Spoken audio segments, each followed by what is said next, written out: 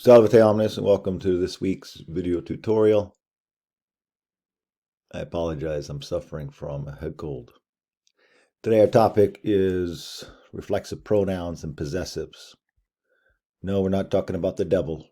We're talking about grammar that indicates ownership.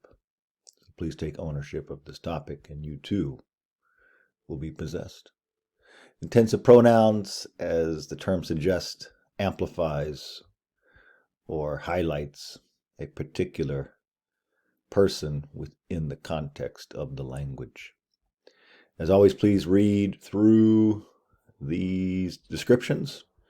You'll see that in practice, the reflexive pronouns are very easy to indicate in Latin because most often they refer back to the subject. And in most cases, the reflexive pronoun is se, se. And so even though we'll have different examples in this lesson, in practice, this is a very straightforward topic, which will allow us to focus on some other structural components in Latin that you've had thus far. So please read through this,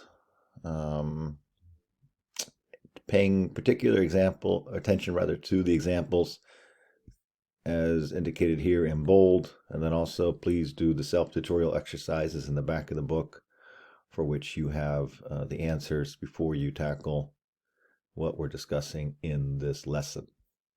Here's what I was talking about earlier, is that in practice, the se referring back to Cicero, se referring back to the girl. So in practice, here referring back to the Romans. So even though we'll have other examples in practice, it refers back to the subject. Possessive adjectives are not as common in Latin as they are in English. In fact, a lot of times it will be omitted in unadapted Latin.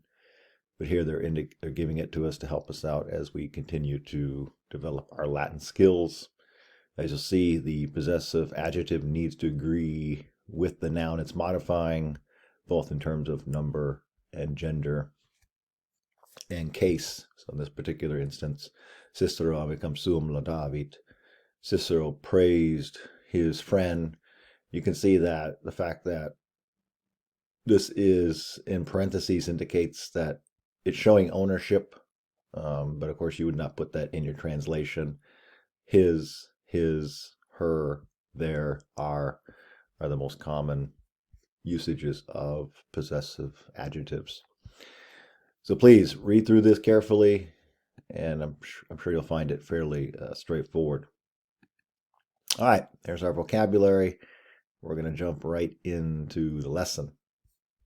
Sententia antiquae unos ipse ad eos contendebant equitisque ante se misit. So here, so we've said already a couple times, here's our reflexive pronoun referring back to himself.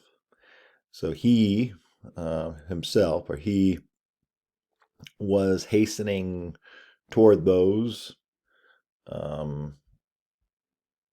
and sent the cavalry before himself. This is a reference to Caesar. So Caesar's always in control. He's always faster than the enemy. And so the ipse in this case is referring to Caesar. Caesar's talking about himself in his commentary. So we translate that as that he was hastening toward those. In this case, it's probably the enemy. And, que means and, sent, S-E-N-T, the cavalry, equitesque, before himself. So let me go ahead and open up a Google Doc for us here so we can start writing these down.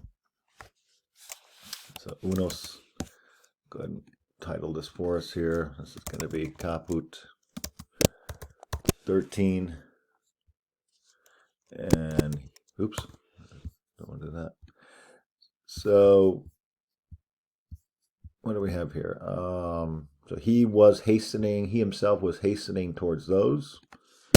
He himself was, you can also say hurrying, sounds a little bit better, more idiomatic, toward those. Again, it doesn't tell us what those is, but it's probably some Gauls or the British or even the Germans that Caesar's talking about in his Gallic War commentaries. And then the quae means and, sent the cavalry before himself. And sent the cavalry before himself. As I've indicated in previous lessons, I tend to keep my translation somewhat literal so we can follow the grammar. And more idiomatic English, we might want to change this because it sounds a little bit formal or static. So you probably wouldn't say himself in English, but Latin does. So maybe a better translation, although I encourage you to keep it as literal as possible to master the grammar. So he was hurrying toward the enemy and sent the cavalry ahead of him. So in English, you might even say ahead of him, but literally before himself. Cicero, here we need to recognize that ipsi, and again, you have, just to go back to show you the charts here, ipsi, oh, I think I went too far. Sorry about that. Yeah, so ipse, ipsa, ipsum, so myself, yourself, but it's in the plural, because if you look at your declension chart, eorum, is, os, is, they themselves, hopefully you have your declension chart out, which I've used in the past. So here we have, if I can get on point here, they themselves were able to do nothing, so by themselves without him. So they themselves were able to do nothing by themselves without him. Do they give us any kind? No, they don't. So this one again sounds a little wooden as well. I'm going to go ahead and write this down and then try to explain it. So they themselves, that's the ipsi, were able, potu erant, were able, facere is our infinitive, were able to do, and then nihil is nothing, and then by themselves or through themselves without him. Again, we do not have a lot of context in this. What does it even mean? To be honest with you, I'm not sure on the context. Our book doesn't give that.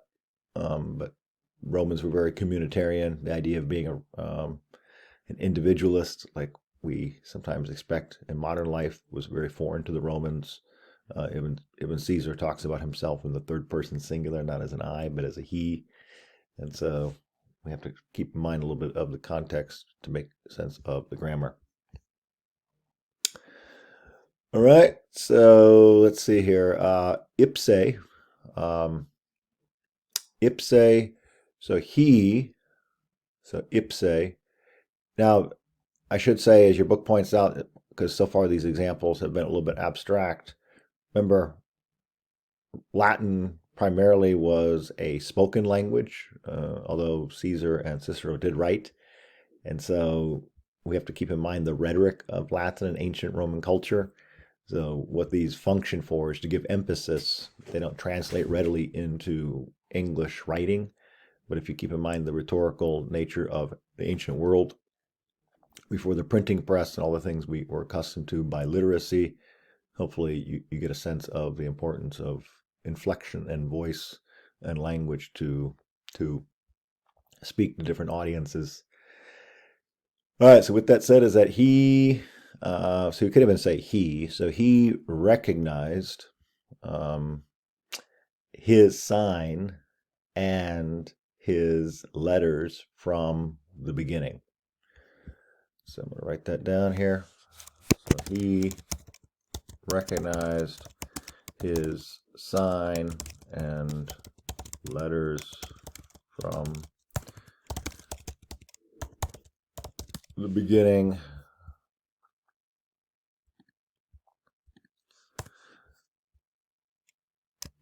Oops. Like I said, it's going to be a long lesson with this head cold, if I'm being honest. So he recognized his sign. Again, what does that even mean? Well, if you're Cicero did have a couple of commands in Gaul, along with Caesar when he was consul and a major figure in Roman politics. Back then, I mean, think of some in our own tradition. George Washington was, of course, he became president, but he was also a general. Think of Dwight D. Eisenhower. Nowadays, we would find it laughable and probably get crushed in a war if our politicians were generals.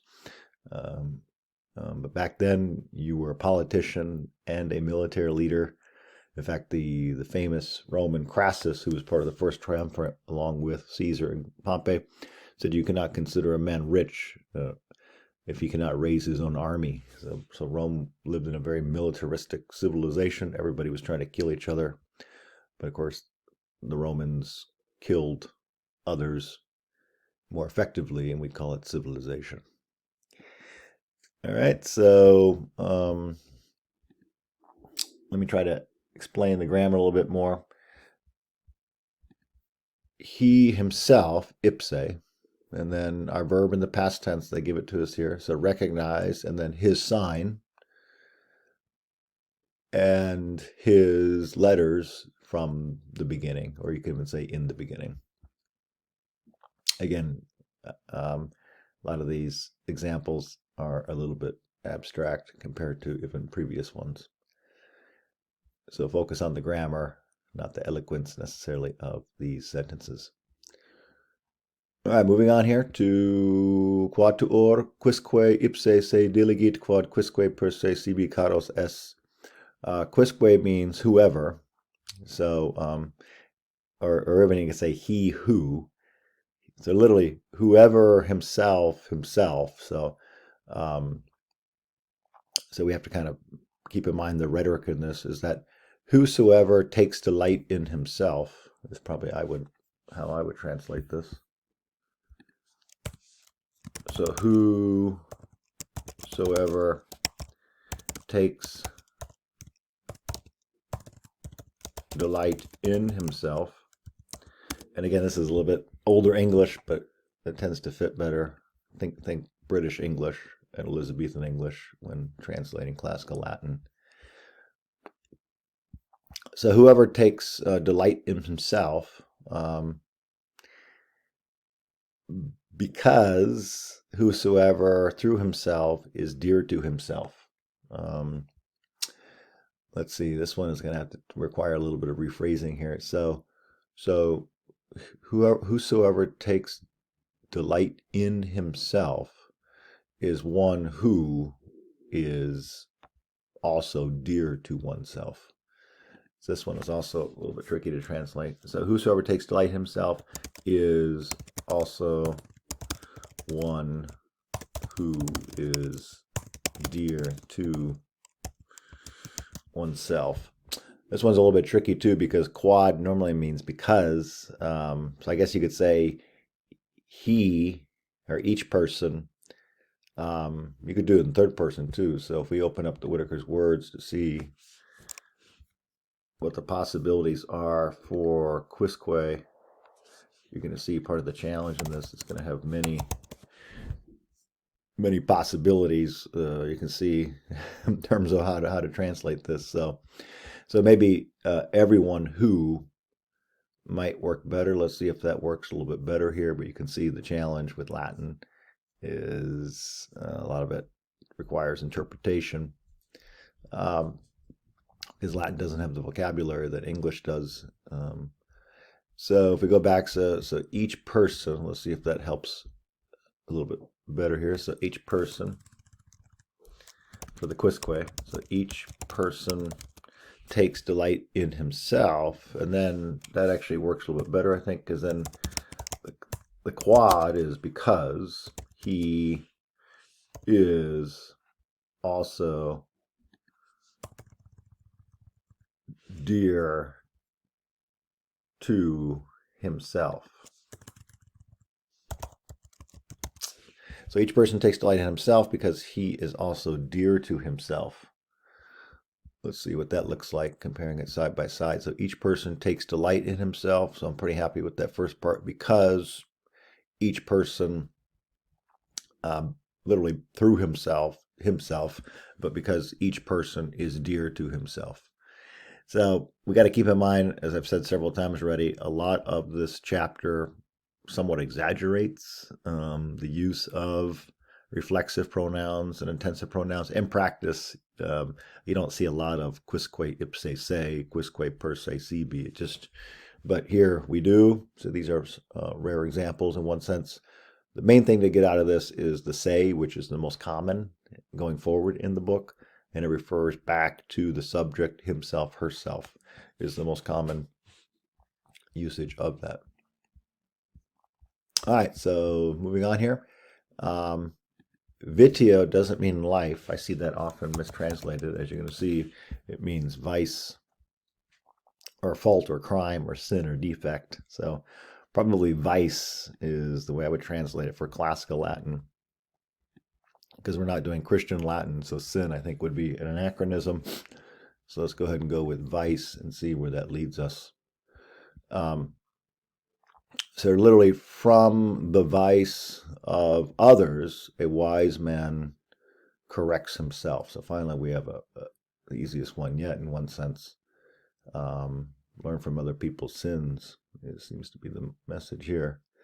Let's go ahead and say, from the vice of others, a wise man corrects himself. So of all the examples so far, I think this one is the easiest to translate into English with this grammar topic. So from the vice of others, or you could also translate it of another. So from the vice of others, a wise man. So sapiens means a wise man, like Homo sapiens, and then emendat, like to amend something, corrects himself, referring back to wise man. Okay. 6, recede inte ipsum. Withdraw into you yourself. So this one is also fairly straightforward. So withdraw into you yourself, by Seneca. Now you're saying, well, what does that even mean? Well, Seneca is a Stoic, and in ways that are different than Plato, but nevertheless similar. Avoid the crowd. Even in our own tradition, you think of someone like Emerson, Thoreau, society. Nietzsche talks about this ad nauseum.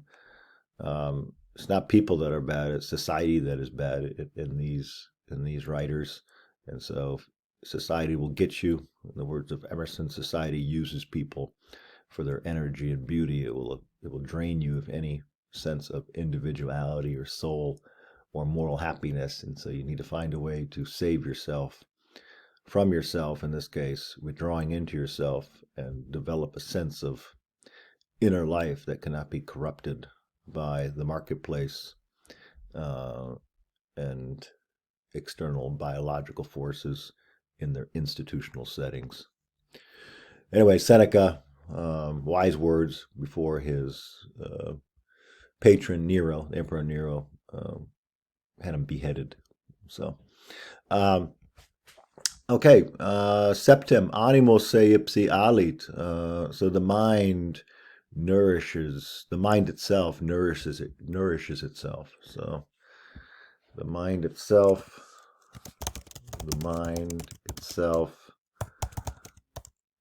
nourishes. Oops. Again, this one's fairly straightforward, both in grammar. The mind itself, animo se, alit, like aloe vera lotion, alit itself. So the mind itself nourishes itself. What does it even mean? Well, once again, the mind is part of one's inner life. The body is part of nature. And consciousness is part of society. And so you need a way to make those distinctions so that one does not corrupt the other or deform the other, which is more often the case.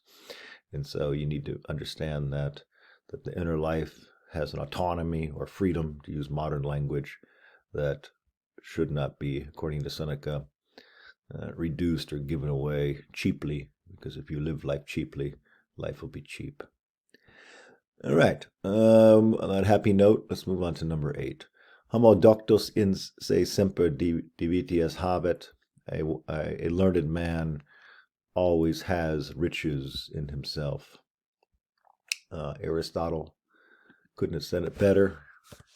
So a learned man always has riches in himself. Aristotle talks about happiness, once again, being content to ponder one's own life, without the need to get the attention of others. And our attention culture, this is probably a lost art. People seem to be impatient being alone. As Nietzsche once said, I'll say it again, public opinion is private laziness.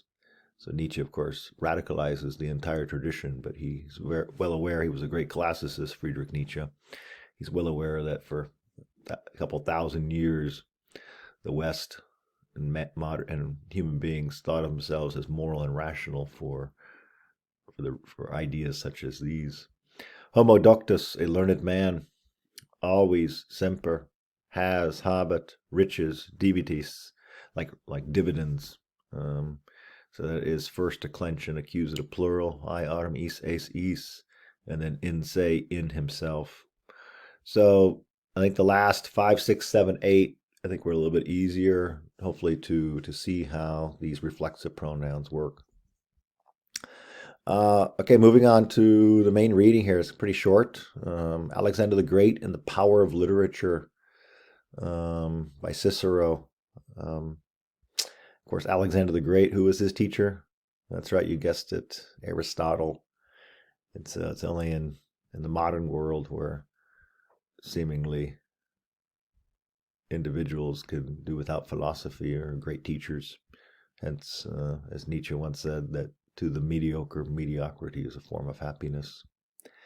Alexander the Great, the power of literature, magnus ille Alexandra multo scriptores factorum suorum secum semper habibat, is enim ante tumulum Achilles onum stati et dixit haec verba, fuisti fornatus, o adolescens quod homorum lauretorum virtutes tuae invenisti, et vere nam sine iliare illa idem tumulus et corpus eos et nomen ubrure potuit, nihil corpus humanum conservare potes, et literae magnum nomen viri magni saepi conservare possunt. Now, they give us a lot of context on this. This is one you're likely to have to write about on the next test. So you might want to consider this. Interestingly enough, one difference, I may have said this before, between Greece and Rome, there's many differences. There's one.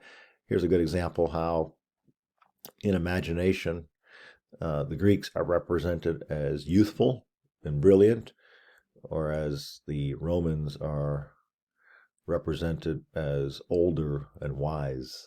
And so there's one interesting difference between Greece and Rome. So what do we have here is that he, Alexander the Great, so Magnus Alexander. So let's go ahead and write this down here. Oops. Let's call this Alexander and literature. Not quite the title, but that's what we're going to go with.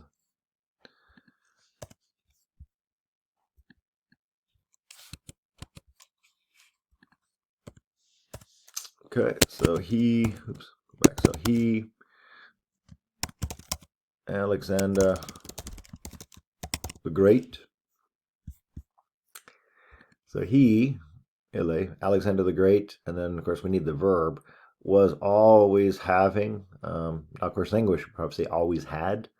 So, but I'm going to keep it in the imperfect form and keep it literal. Alexander the Great, was always having, and then was always having what? Well, here we need to find our direct objects. Multos scriptoros, many writers. Many writers. So multos is second declension accusative plural, eorum is os is. Scriptoros is third declension accusative plural, is ibus is ibus. But then we have second declension genitive plural, orum. So of his deeds, that's how we're going to translate those two words. Of his deeds, and then with him is the secum. So once again, here's our reflexive pronoun referring back to the subject, as I said at the beginning of this lesson. So I haven't pulled up the declension chart for this lesson, but hopefully you have it out. So once again, second declension, accusative plural, third declension, accusative plural, second declension, genitive plural. So we need to be able to master the cases in Latin. For he, ace enum, so Latin likes to put enum in the second position. So for he,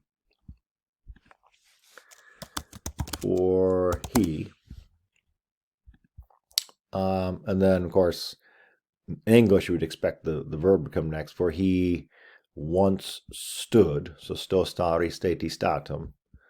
For he once stood,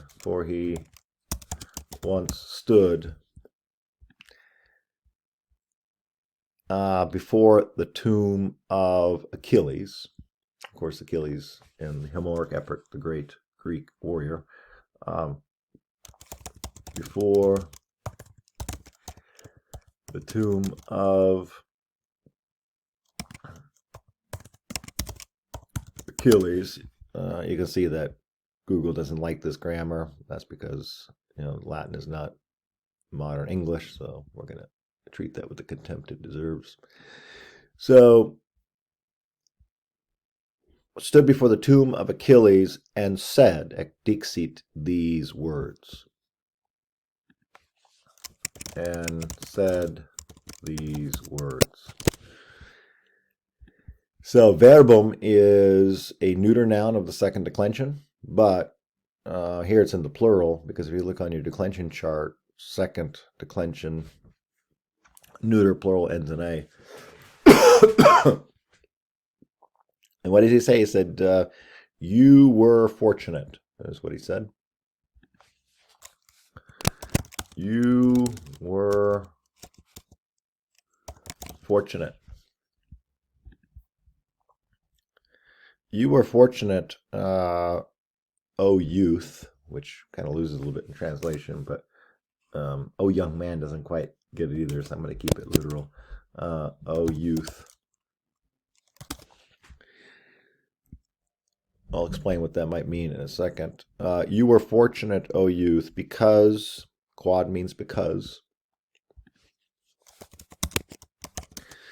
Now, at this point, English would expect the subject and verb, which is all the way down here, in venisti. Why? Because isti, imos istis erat, the second person singular perfect tense. Because you found.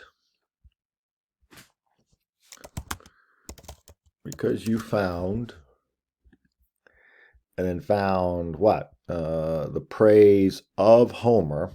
So laudatorum, and then of Homer is third declension genitive plural, is there's the the praise, because you found the praise of Homer. And then it continues here. This is a little bit tricky here. You're going to take your time on this one. And then for your virtues is the way that works here. So for your virtues. So this one is pretty, I mean, it's not difficult, but if you don't take your time and look up words, you might really struggle with this sentence. And so let me just kind of go over that one more time. You were fortunate. So fuisti is irregular. You were fortunate, O youth, because, and then you found, like an invention. And then here we need to recognize that this is the direct object, because third declension accusative singular is M. So blank is EM, ending in EM. But then of Homer, that's third declension genitive, because of is genitive. But then here where it gets a little bit tricky, for your virtues. As you know, Latin often doesn't give the preposition, and so it can be tricky to figure out which one that is. And so that one you might just have to write that down from the lesson here. And behold, or and truly, or in vere can mean like indeed as well. So you can play around with that one. Oops. And truly, oops, for vere, and truly. In other words, and truly, Homer did praise your virtues in the Iliad. And it was the war between the Greeks and the Trojans. And truly, for without that Iliad, here it's referring, and you have this in your notes here, which you'll want to refer to. For without that Iliad, for without that, now of course, Iliad is talking about Homer's great epic. For without that Iliad, the same tomb and his corpse and name was able to, so abrura can mean to bury, or to, I guess here the one, yeah, we use bury. This one's a little bit tricky too, so let me write it out and see, try to explain it here. For without that Iliad, the same tomb and his body, literally corpse, and name, excuse me, were able to bury. Let's see here. And truly, for without that Iliad, the same were able. Let me see how what the syntax here. For without that Iliad,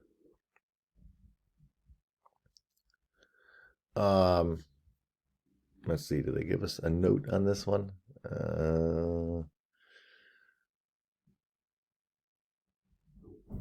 Not really. Okay, so could mean tuminos, could mean tomb or grave. So probably like his.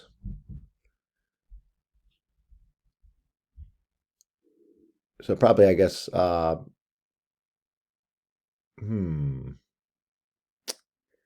to think the best way to explain this here without using passive. I guess his tomb and were able.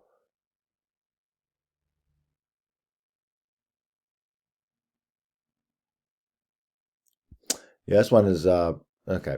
So without that Iliad, the same tomb. So probably have to say his tomb. I have to change the Latin a little bit, I mean the English a little bit. So his tomb and his body and name were able to be buried. The point of this is that without the literature, that nobody would have heard of him is sort of the point of this in this case. Well, I'm trying to think why they don't have what the subject here is indeed for. The same tomb and his body and name.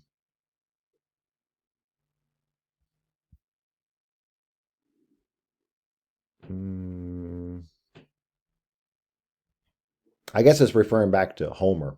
So in this case, so for without that Iliad, he was able to bury the same tomb and his body and name. So yeah, they could have been a little bit clearer on that in terms of the context, because remember these are adapted or excerpted. So I guess it's referring back to Homer, who here praises virtue, but here this so the verb here has to probably is referring back to Homer. So he was able, potuit, to bury his tomb and his body and name. Okay. Nothing is able to preserve the human body. That one a little bit easier. So nothing is able to preserve the human body. Nothing is able, so nihil potest, nothing is able to preserve, or you could even say conserve, but preserve, and then the human body. But great literature, sed literae magnae, but great literature,